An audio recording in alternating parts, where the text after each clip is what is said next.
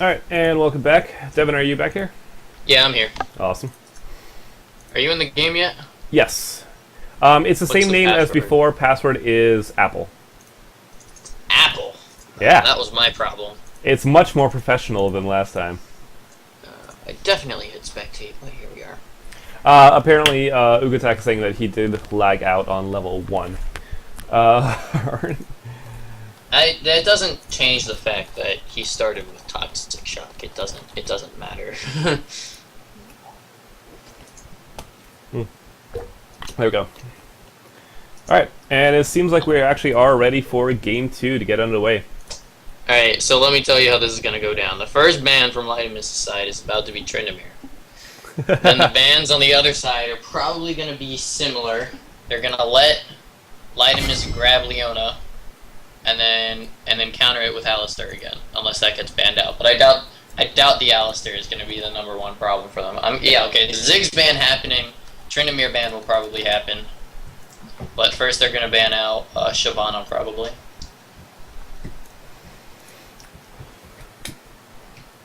Now, do you think anyone else in the last fight was a particularly of note ban? I'm not. Go ahead. Sorry. If I were on Lydemis' team, the 3 champions I would have banned would be Ziggs, Tryndamere, and Sivert. Without any knowledge of typical trends of the other players, that's what I would have banned. Purple team is doing the smart thing, and it looks like they're banning the same characters. They started with Jinx. If they banned Shyvana and Pantheon, then I think they're in a good spot. Alright, Alistar ban coming out, which I think is... They did ban the Alistar. I think that's a Very very interesting choice, and not really worthy of a ban, in my opinion. Alistar played well, however, he wasn't the main problem there. Here's the thing about the Alistar ban, is that Alistar does really... And there's the Sivert ban, so I'm surprised they didn't end up banning Tryndamere. But the thing about the Alistar ban is Alistar is really the one support that can mess up Leona. And Leona is the character that Doom's Device plays. I mean, if there's no Leona in play, then Doom's Device, I guess, feels like he falls apart or something. The only thing I would challenge about that... Means... Yeah, go ahead. The only thing I would challenge about that is that actually Janna would be the main counter to Leona. Actually, Janna's Tornado cancels Leona's Zenith Blade. Meaning that... I can see that. I would just say because of the last game, Alistar just messed him up hard. That's... Okay, I can see that, definitely. Sivir's Spell Shield also was a major problem, but Lyden was actually going for the Amumu pick first, which, considering that's a really interesting spot. Considering last game was a very aggressive style, then Purple Team actually knew that they had freedom to counter jungle and push on those lane. And if Umumu gets counter jungled, he can't fight 1 versus 1. The one thing I'd also like to point out is that the ban champ this time around was Wukong. And considering Lydemis' 2 main characters, it looks like, are Wukong and Shyvana. I'm surprised he didn't end up going for the Shyvana. But maybe he's picking this Amumu to try and help deal with the sort of insane mobility that Red side was able to display last game. Right. We'll see if Blue Team decides to go for that AoE composition again. But actually, Ugatak going immediately for Jax. Just that insta-lock Jax, which I like so much more than Teemo. Jax's dodge really messes with the Tryndamere. And if Ugatak, he's running that teleport now, and please tell me that he's going to keep that, because that is exactly what he needs to shut down Logan 316 on Tryndamere. Here's the deal, though. If Ugatek makes the same mistake he made last game, in last game what he did is he started level 1 with Toxic Shot. Terrible decision. If he starts this game with Empower, it'll be the same thing over again, and he will just fall off. It won't even matter if he plays Jax. However, if he picks Leap Strike, is he okay then? He might be slightly okay if he picks Leap Strike, because at least he can escape at level 1. If he goes in at level 1, or is forced to fight at all without that counter, then he's screwed. So he really needs to make sure he doesn't make the same mistake he made last game. Right. Other lock-in now, we have Doom's Device actually locking in Caitlyn here for Phazoid. Apparently the Ezreal wasn't feeling it anymore, and because that Jinx is still banned out, he's going to end up going for Caitlyn here in the bottom lane. Caitlyn actually has very good zoning potential, and her snares along with her 90 caliber net, is actually going to do a very good job of keeping the Rapist and Logan just off of Caitlyn. If she plays this well and times all her abilities well, she's actually going to be able to zone very nicely, especially if there's Doom's Device ends up going on Leona. That's actually so much kiting potential, and this time, seriously, build that goddamn Randoins. Yeah. Yeah, the builds did not work out for Blue Side in the last game, especially because they just never had the money to catch up. Distace here actually locking in Gragas. Now, we actually saw a Gragas ban in Game 1, so maybe Distace is a lot happier on this Gragas. Avenai is going to be forced to counterpick him here, and we'll see how that goes. Also, Logan316 locking in that Thresh for Black X Gambit. Thresh is a lot of fun to play against both Leona and Caitlyn. So we'll see if that ends up working out in his favor here. If I'm not mistaken, Thresh's Flay actually does also counter Leona's Zenith Blade, meaning he can just block everything out. Or this is interesting. If they actually lock in the Lux pick, then they're going for a very pokey, very long-range harass lane. I'm not really sure how well all these characters work with Amumu's ult, and I'm still kind of iffy about his pick. But if Avenai chooses to lock in as Vel'Koz here, his ultimate is going to be able to tear through a lot of purple team. Yeah, I'm waiting for him to lock in before I actually judge his Vel'Koz pick, and he is going to go with it. So we have a really weird comp coming out of Blue Side, because we have Amumu very dive in and get up close and personal. Same with Ugatak. The rest of the team, though, is very runaway, space, and zone. So we're going to have a bit of a mismatch of intentions here as Blue Side goes forward, and I'm not sure how well that's going to work out for them. Meanwhile, we got WillYouLose needs to pick an AD carry here. Let's see what he ends up going for. But right now, the purple team has that awesome go in, kill everything team comp right now. I mean, that's Tryndamere, Zinzal, Thresh, and then get him low and then knock him in the face with a Gragas ultimate, and you're good to go. Right. WillYouLose looks like he's mousing over Tristana for the time being, though. If we see Black X Gambit lock in, start Ancient Coin on Thresh, where they get that move speed from whatever the item that is not Shirelia's is. Talisman. Talisman of Ascension, thank you. Xin Zhao, Tryndamere, and Thresh actually getting that move speed are basically going to be able to tear through Amumu and Jax. They're not exactly going to be able to beat them in fight, but they can shoot past them. That's the thing, you can always run past someone and get at the back line. Doom's Device on Lux does have a lot of crowd control. I'm not going to lie, she has the snare, she has the slow, and, you know, Shield isn't crowd control, but it is nice, friendly, supporty. She doesn't have enough to keep both Caitlyn and Vel'Koz safe. Both those champions are ones that want to be way at the back, as far back as you can possibly have them from the team fight. And Lux by herself does really not have enough to keep them safe. Amumu has his snare and he has his ultimate, but once he pops those, he has a long cooldown wait until he can snare again. And Jax isn't that great defensively. He wants to jump in at opposing carry, and if he's going to jump in on Tryndamere, maybe Xin Zhao, maybe Tristana, he can't be body blocking for the rest of his team, meaning these blue team is going to be fighting in two places. There's going to be the back line and the front line. Purple team is going to be charging at their face in one really nice direction. Yeah, I definitely agree with all of that. I grabbed LoL Nexus open, and I've been looking it over real quick. I don't know if you have it open quite yet, but one thing to notice is Doom's Device on Lux has an AP page, including 15 AP flat and 4 Magic Pen, and 22 7-1 masteries as support Lux. Wow. That is going to actually either work really well or horribly. Yeah, those are the only two ways I can go. There's no way to actually just safely play that. We saw Logan's Tryndamere play work out really well for him last time, where he went super aggressive and it completely worked out. However, against a Thresh and Tristana, so they can burst out Tristana really easily. At early levels, Tristana is negligible. She is really weak, and my color scheme was just changed to Windows 7 Basic. Why? Well, good for you. Anyway, if they manage to lock down and burst Tristana really well, then they'll get ahead. But Thresh gets really tanky, and Tristana's range grows with every few levels. On top of that, she does have her jump, which while it's in need of some fixing in order to kind of catch up with the current meta, she is able to get away from a lot of the CC, and as long as she can stay out of the snares and the slows, I don't see them having that much kill potential unless they can really poke the hell out of this Tristana. Yeah, that's definitely what it's going to come down to for sure.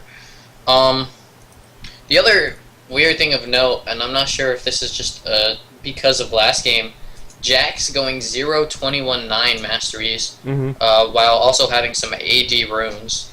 How do you feel about that? Well, that's actually the right play in my opinion. The only thing I'm not sure of is he's grabbing the meditation and summoner's insight. I'm not really sure how much that's going to help him. He doesn't really need those. The movement speed I can see. Fleet of foot I like. However, I actually rather would have seen him grab Butcher and Feast to get that extra sustain in lane. But the 21 defense, he needed that. If he went 21-9, I would have arguably said that that lane was an instant win for Logan again. But Jax goes tanky. That's what he does. The tanky masteries are what are going to help him survive in lane. The generally AD ruins he has are what's going to give him the few kill potential he needs. Alright, well, the game is starting up now, so we can jump on into the loading screen here.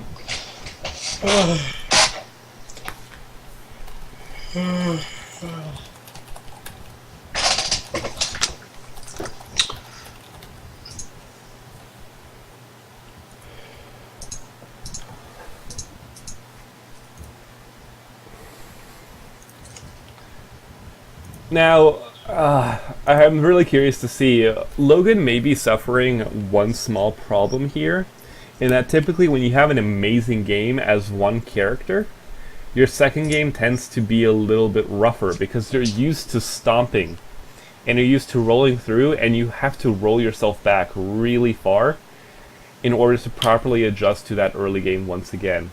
And we'll see if he actually knows how to, properly tone it down and realize that this time Jax is a much tougher lane opponent than a very squishy Fizz. Sorry, Timo. Well, to be fair, if Ugatak doesn't start with counter, Tryndamere can do whatever he wants. Or leap. Even with leap, he'll beat him 1v1. It's just he needs the leap to run away. We're seeing 3 on 3.5 skins. Temple Jack's Arctic Warfare and Fairhamumu coming out on blue team. Meanwhile, Warrior Kingdom Xin Zhao, Championship Thresh, Santa Gragas, and technically Riot Girl Tristana, which you pretty much get for being aware of what League of Legends is. No, it's a real skin. You're just jelly. Is it? Yeah, You're just mad because you don't have it. Yeah, I do. No, you don't. Ah, that's fair. Riot Girl Tristana. You have to like them on Facebook. Ah, fancy. How do we feel about the Gragas versus Vel'Koz matchup? That is a very good question. Yeah. I have no idea how to respond to that. Gragas has that really nice range on his barrels, but he also has that nice little jump in with his body slam burst potential. He outputs a lot of damage. He does have Ignite. However, Vel'Koz is the kind of champion that just stays, half a mile away and harasses the living hell out of you. Especially if Avanize has enough movement speed, he can actually dodge most of the barrels, and if he's, avoids getting hit by the Gragas ultimate, his long range should eventually hit him the lane. The only thing is his ultimate is going to be Vel'Koz's ultimate is going to be very lucky to keep, just because of the body slam dodge from Gragas or the ultimate knock-up adjustment, misplace, whatever, which will disrupt the channeled ultimate coming up from Vel'Koz. Yeah, that. I'm actually really interested to see how Body Slam actually interacts with Vel'Koz's ult, because depending how you do it, you might just continue getting hit by it. Because Body Slam doesn't take you very far, and depending on the angle you go against Vel'Koz, you might just not get away. Well, no, actually, the thing I've discovered when... It will. Doesn't it cancel his ult because Vel'Koz's ultimate is a channeled ability, meaning any sort of disruption does immediately cancel the ultimate. Isn't Body Slam just a slow? I don't think slow is disrupt. Oh no, sorry, I meant Body Slam would be a way to get out of it. Yeah, that's what I was talking about. Gotcha. The ult from Gargus is a free end to the Vel'Koz ult, which I think Vel'Koz is very aware of, but it'll definitely, as long as oh, someone's not in the game yet. But as long as Vel'Koz is aware and doesn't ult too soon, I think he'll be fine there. Alright. Yeah. Oh, and they're wondering why there's no ban on Tryndamere. I would be too. They're not worried, not just yet. Vel'Koz is raising a good point. They were supposed to switch sides, but really it's up to the team captains to be aware of that rule. That's something that they should be aware of from the start, should be planning. And nobody really mentioned it till now, and I'm not really sure how much of an effect it will change. I'm just happy that they're the same colors, so I don't have to remember anyone's stupid team name. Oh, interesting. Okay, I'm really curious. Doom's Device is actually going to be going from a Spell Thief's Edge as his first item, meaning he is going... We saw how offensive his Runes and Masteries were, where he just has a hell of a lot of AP. And started with a Spell Thief's Edge, meaning he wants to deal as much damage as he possibly can. He's going to be fairly squishy. And Tristana's Goomba Stomp is going to be able to chew through Lux's and Caitlyn's health pretty quickly. But again, if they manage to land those snares, land those slows, I actually see them likely winning the lane without some very good assistance from Grapist on Xin Zhao.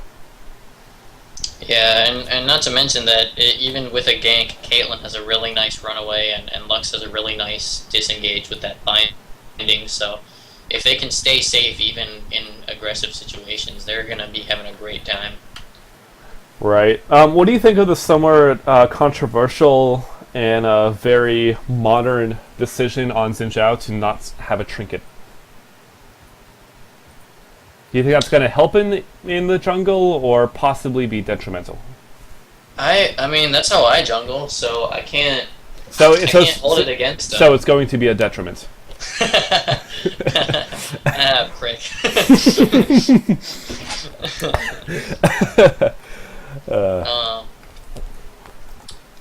Alright, but it someone seems... should probably tell him. Well, we're getting back in it, so... Alright, there we go.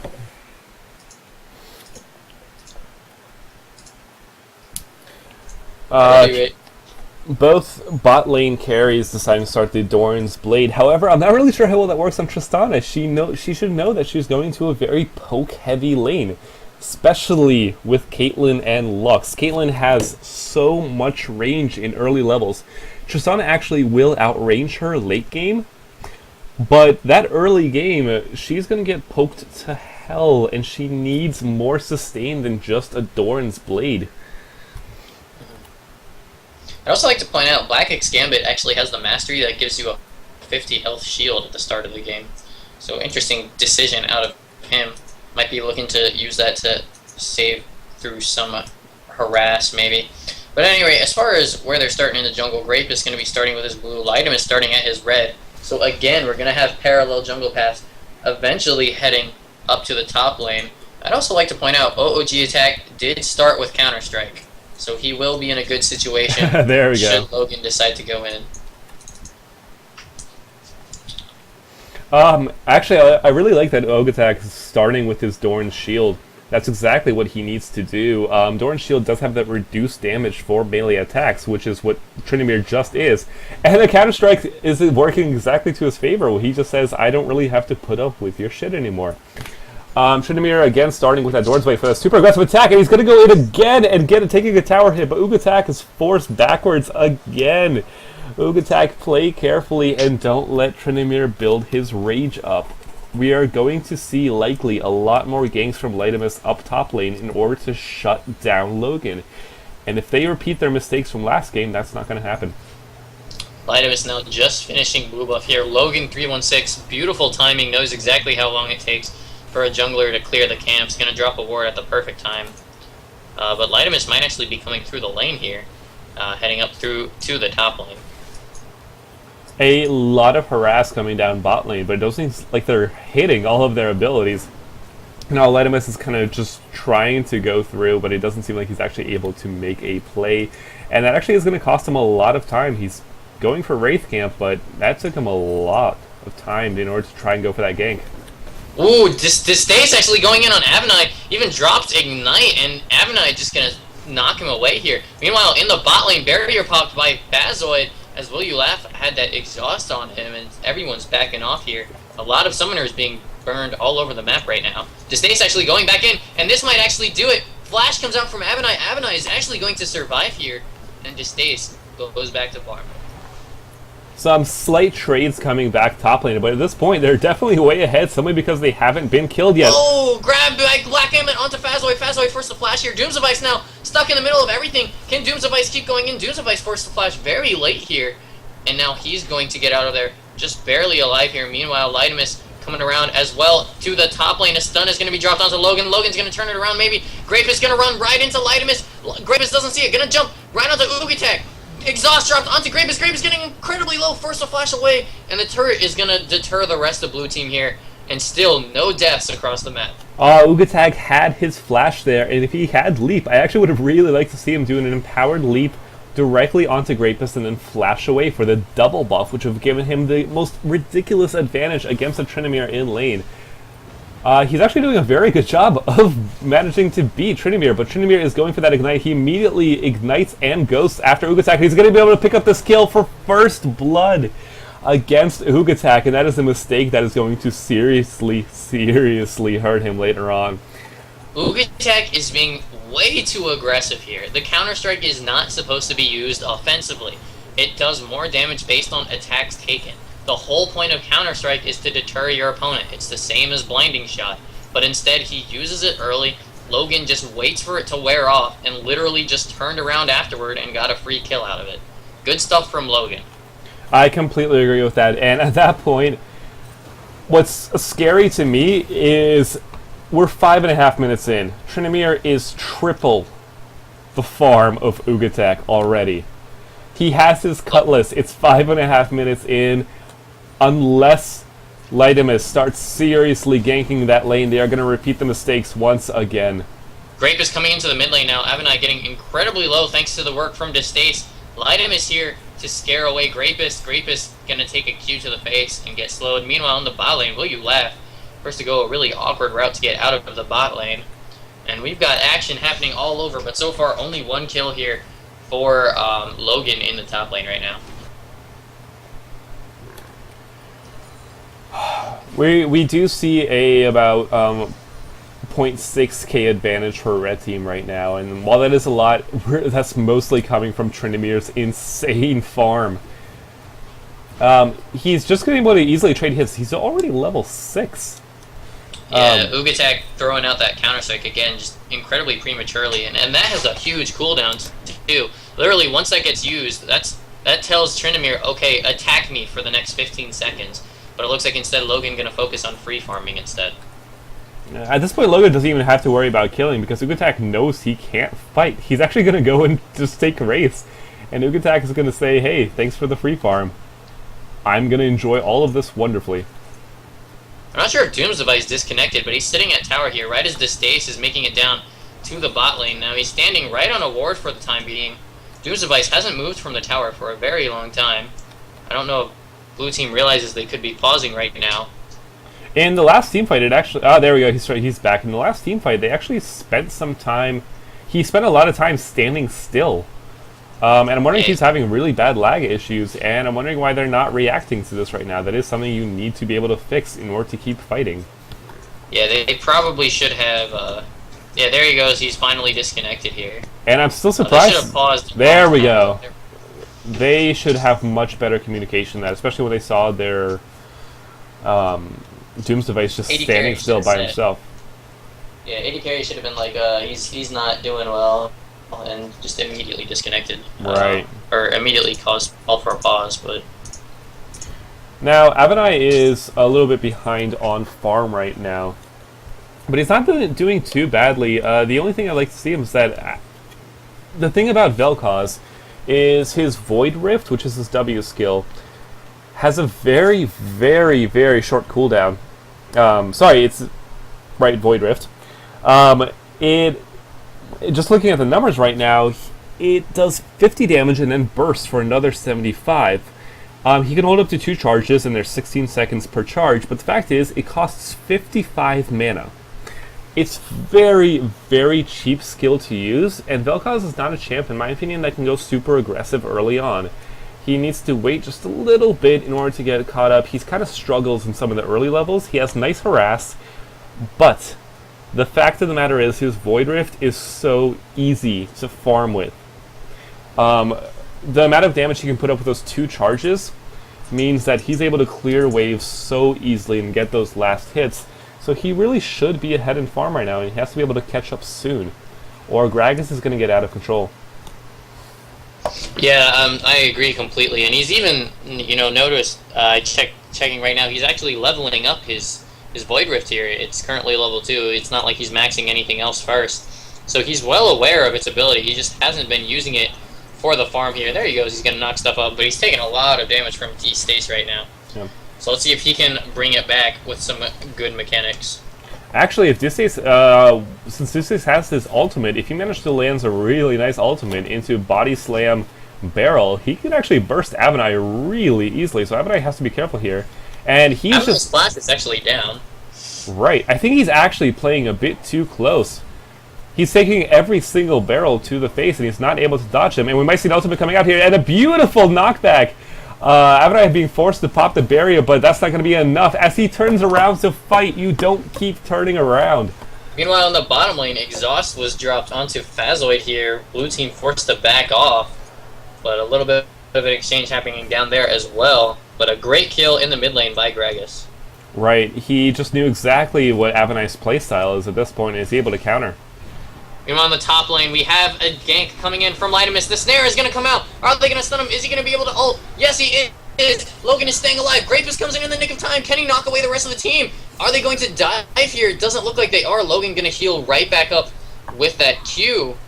Blue team's still hanging out. It looks like they really want this dive here, but I don't think it'll work. Grapus has his... Oh, he does not have his ult. He's not actually level 6. But he's going to go in on Lightimus anyway. A terrible decision. He's going to get stunned up here by Ugatak. Tryndamere is nowhere in sight to help because he just doesn't have the health to do it.